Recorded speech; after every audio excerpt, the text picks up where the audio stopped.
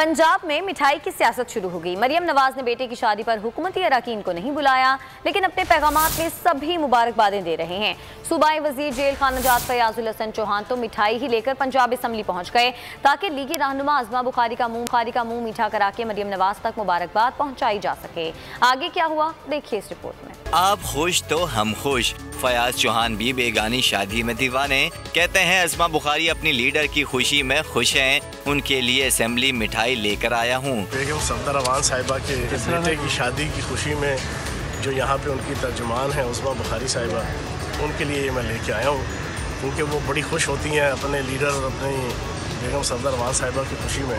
तो मैंने कहा चलो उनकी खुशी में हम भी शरीक हो जाए। लीगी रहनुमा और मरियम नवाज की करीबी साथी जब असेंबली ना पहुंची तो फयाजुल हसन चौहान ने फोन घुमा दिया, शादी की मुबारकबाद दी और ना आने का भी गिला किया। बेहतरीन मिठाई मैंने मंगवाई है साईजान से।